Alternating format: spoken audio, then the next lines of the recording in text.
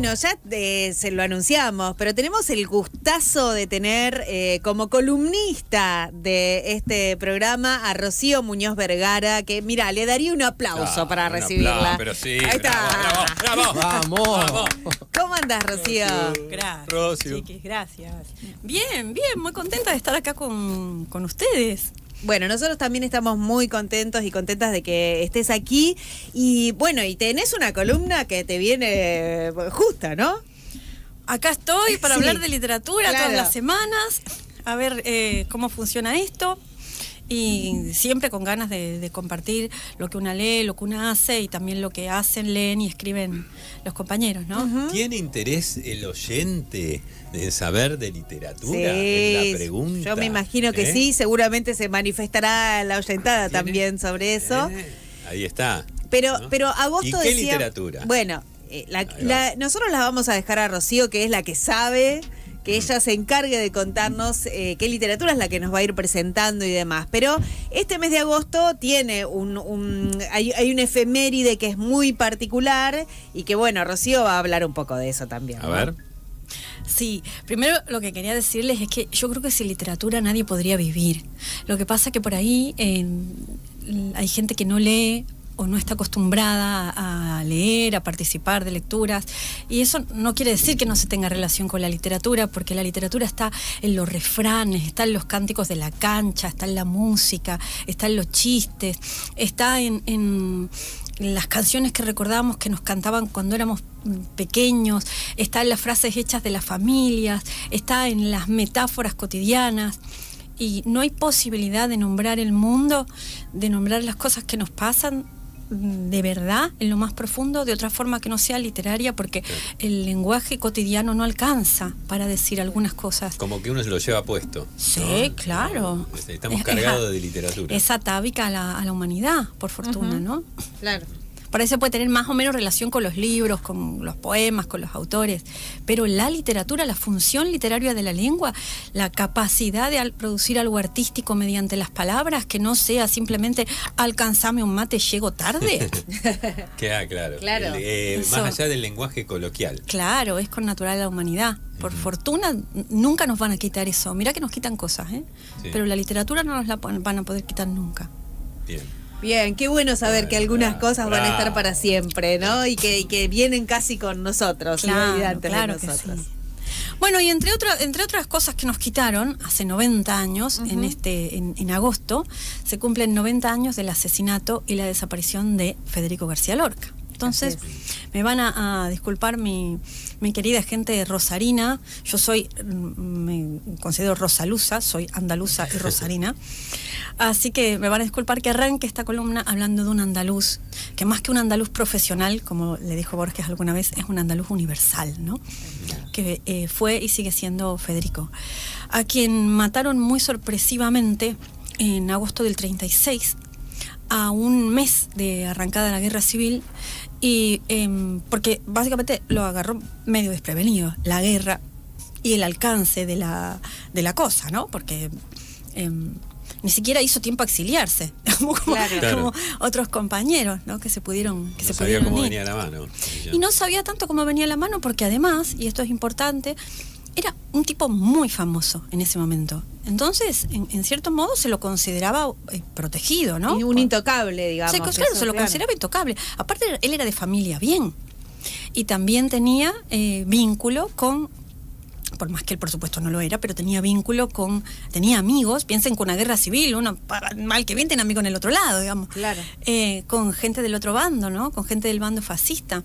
De hecho, él, cuando se siente perseguido, como está en Granada, a él lo asesinan en su Granada, como dijo Antonio Machado.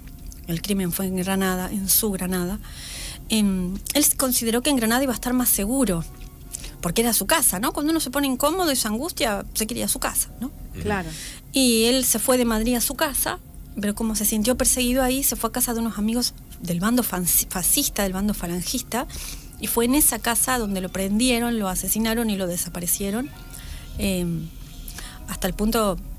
No, lo asesinaron en esa casa, ahí lo prendieron y se lo llevaron y terminaron fusilándolo en en medio de una ruta entre dos pueblos perdidos de Granada, ¿no? ¿Y Rocío, fue entregado o se supone que, bueno, lo fueron siguiendo y cayeron ahí a esa casa? ¿O fue entregado? Por No los se amigos sabe, fascistas. ¿se sabe eso? Claro, por eso digo, ¿se sabe eso? Che, venite Sí. en casa que está García Lorca, así. Es todo muy turbio, como Claro. las cosas relacionadas con las dictaduras y las guerras, sabemos que son turbias, oscuras, pero lo estaban buscando. Granada es Claro. muy chica y él estaba en Granada, no es que estuviese en otra parte. Y sí, le hicieron un seguimiento, al parecer, bajo amenaza de matar a otros miembros de su familia, su papá, su hermana. Terminó diciendo que él estaba en la casa de los amigos de Luis Rosales, pero porque la hermana, a la que también le mataron por esa fecha a su marido, que en ese momento era alcalde de Granada, la hermana tampoco, o sea, era Federico García Lorca. Claro. ¿Cómo decirles? Era el poeta más famoso de España en ese momento, ¿no? Claro. Entonces, por ahí Y tampoco aparte se muy esperaba. joven, menos Sí. de 40 años tenía Sí. cuando lo mataron. Sí, Ujú. muy joven. O sea, todo lo que podría haber dado, ¿no? Digo, Sí, igual, o sea, tuvo 18 años de producción y de una producción muy intensa.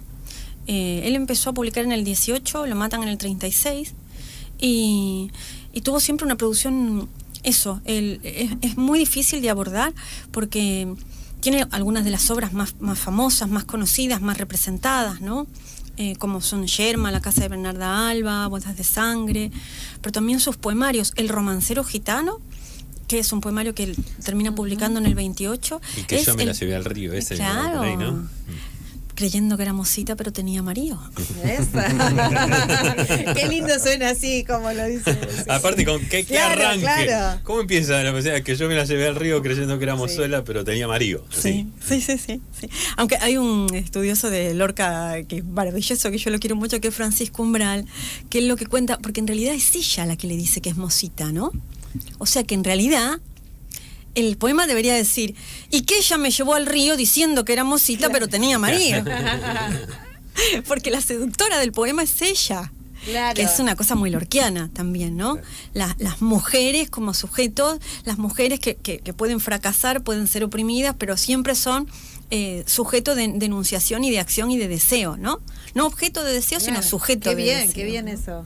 Claro. No solo las mujeres, sino también los negros, los maricones, los gitanos. O sea, grupos sociales en situación de opresión, ¿no? Claro, discriminados. En los márgenes, claro, en los márgenes. No siendo Lorca un tipo de los márgenes, como decimos, como viniendo de familia rica, siempre pone el foco en... Bueno, siempre me gusta citar un verso de Poeta en Nueva York porque ahí se ve bastante claro. Él dice, yo no he venido a ver el cielo, yo he venido a ver la turbia sangre, ¿no?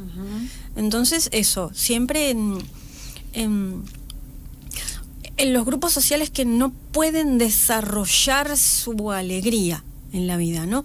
Una visión difícil siempre la de Lorca porque es festiva y trágica al mismo tiempo, ¿no? Como él nos hace descubrir una Andalucía que es festiva y trágica a la vez. No es solo la Andalucía porque muchas veces se lo piensa Lorca así, no es solo la Andalucía del ole, ole, qué alegría, las sevillanas y las castañuelas y los abanicos, pero qué bonita que es Andalucía. No, es la Andalucía trágica, es la Andalucía del cante hondo y de un concepto que yo les quería traer hoy como para puntualizar en algo, ¿no? Porque Federico es infinito, que es el concepto de duende. Ah, bien. Es un concepto encima relacionado con Rosario, porque para quien no lo sepa, Lorca estuvo acá en Rosario, Sí. pasó... Y tiene una famosa frase. Sí, La del del río. Sí. Tenéis un río, ¿por qué lo encerraste? Una cosa así, ¿no? ¿Por qué lo habéis encerrado? ¿Por qué Sí, lo habéis encerrado? así es. Vio el Paraná y dijo, ¿cómo es? De todas formas, a él eso le llamó la atención porque uno de los dos ríos de Granada también estuvo siempre bastante encerrado, que es el Darro. Así que también... Y sentía eso como del río encerrado como algo cercano también para él. Hay que recordar que ahora no, pero en Rosario estuvo todo este tiempo, décadas con el río tapado totalmente. Claro. ¿no? Así Hasta es. entrado los 90. Claro, hasta entrado en los 90, estaban todas las cerealeras y era un muro, no se veía el río, excepto en la Fluvial y en la Florida. Eran los dos únicos lugares donde se lo podía ver. Así es. Bueno, pero quería que no salgamos del concepto de duende, esto que decías. El concepto de duende es importante para Rosario porque él vino a dar una conferencia sobre el duende acá a Rosario. Una conferencia muy famosa de Lorca que se llama Teoría y Juego del Duende, que la dio en Rosario y después la dio en Buenos Aires, que él estuvo acá el 22 de diciembre del 33 y después estuvo tocando el piano también en el Club Español. El duende es una cosa que se dice en Andalucía, se está perdiendo como muchas costumbres o tradiciones, ¿no? Pero en Andalucía se usa ese concepto para decir que alguien tiene gracia, ¿no? Está muy asociado, uno lo piensa, digo, cuando vos me decís el duende, a mí me parece el duende flamenco, ¿no? Claro, que es lo que... Exactamente. Tiene que ver con está muy asociado al flamenco. Lo saleroso, Sí. así, que también es un término muy español. Sí, pero lo que les quiero decir es que no es que Lorca cree el concepto, él lo que hace es teorizar sobre ese concepto que antes no estaba teorizado, ¿no? Y bueno, siendo el alcance de Federico lo convierte en un concepto universal. Pero es un concepto que él toma de la tradición andaluza y que se usa y que está en el imaginario de los andaluces fundamentalmente. A ver, él lo que hace es diferenciar el duende de la gracia, de la musa o del ángel. Él lo que dice es que la musa o el ángel, o incluso si quieres el salero, son cosas que vienen de arriba. Son cosas que vienen de la imaginación, de la razón, que iluminan, que dan formas, que inspiran, que tienen que ver con la inteligencia. Y el duende viene de abajo. El duende viene de la tierra, viene de lo oscuro. Todo lo que tiene, escuchó Lorca una vez a un cantador decir, y a partir de ahí empezó a teorizar sobre esto, todo lo que tiene sonidos negros tiene duende. Entonces el duende es algo que asiste o que puede llegar a asistir a los artistas y sobre todo a los artistas que se suben a un escenario.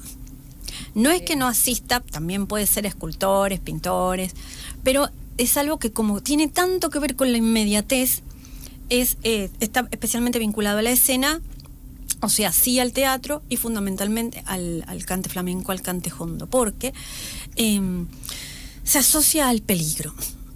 El duende solo aparece cuando uno se siente en peligro, cuando ronda la muerte, dice Lorca.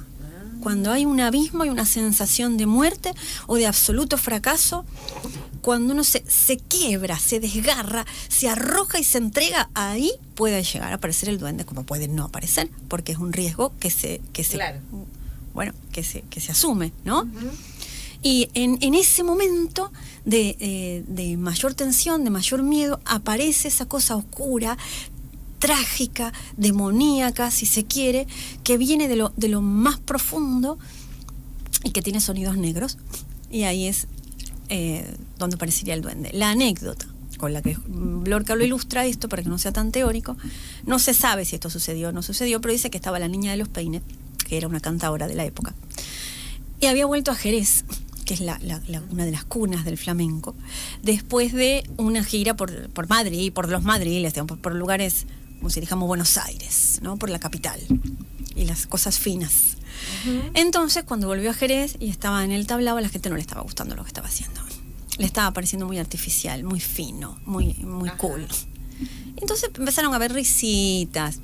Empezaban, ¡qué fina! ¿Sí se canta en Madrid? ¿No? Empezaron como a molestar y había como un murmullo de desaprobación.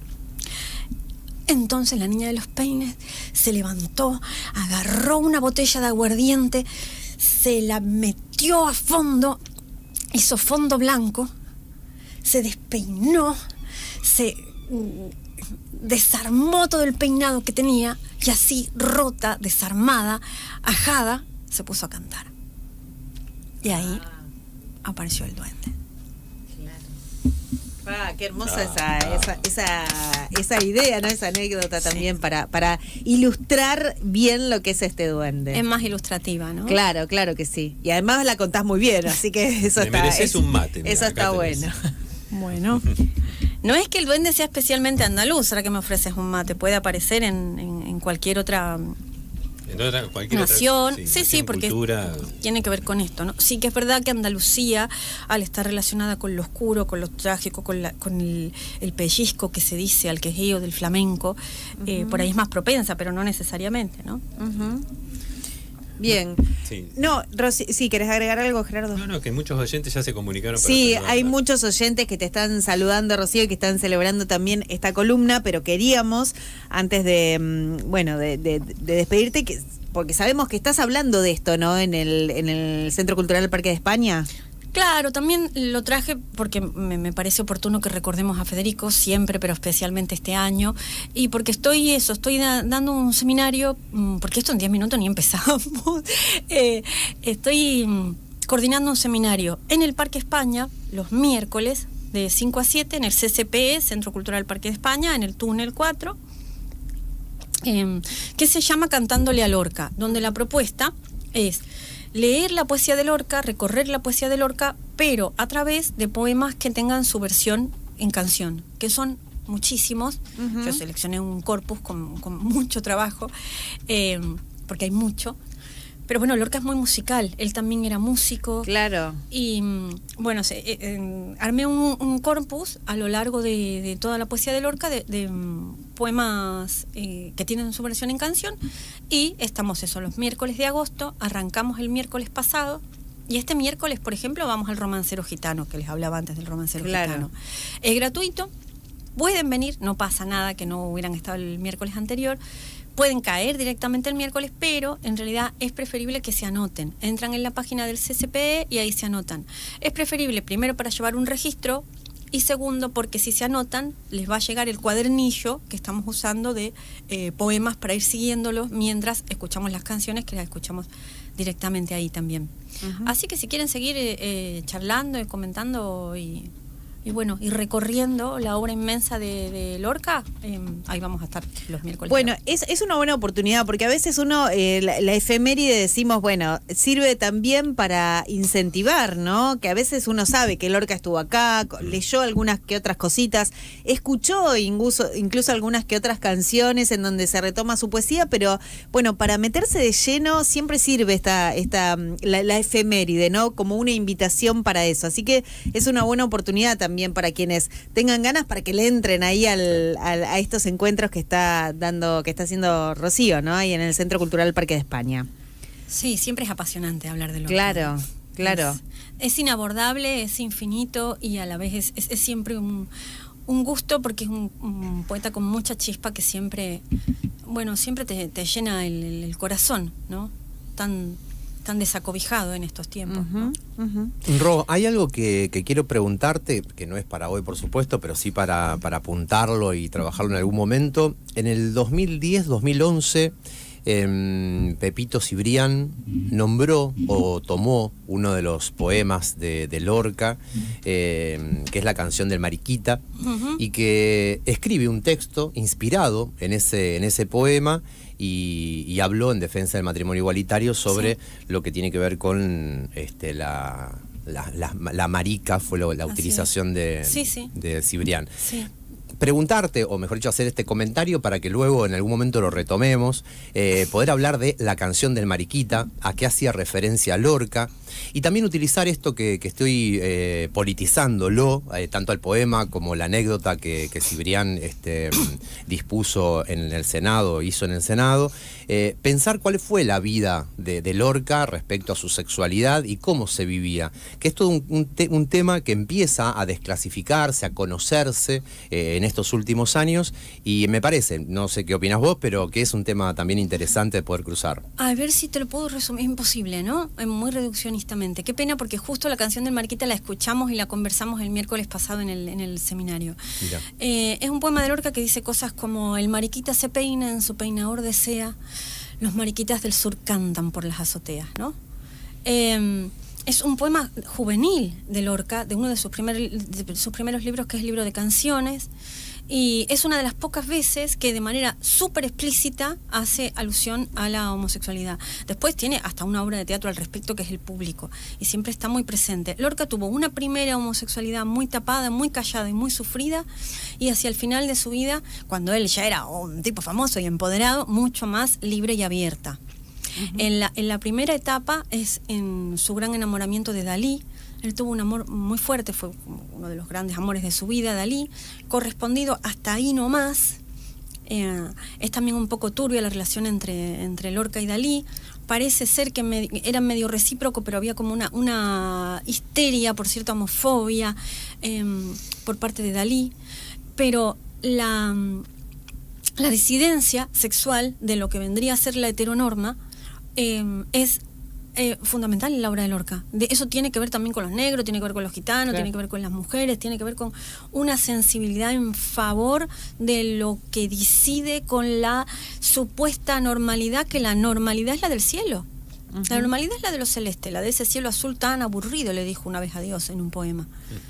Entonces, esta rebeldía, muy dolorosa también para Federico en los primeros tiempos, porque la residencia de estudiantes de Madrid, donde él se cría, era muy abierta, pero hasta ahí, como que con la mariconería hasta ahí nomás, ¿no? Ujú. Y después, ya en los tiempos de la República, más liberado sexualmente Lorca. Es indisoluble su sexualidad de su obra, está marcando siempre muy fuerte su obra, como la sexualidad de cualquiera, por otra parte.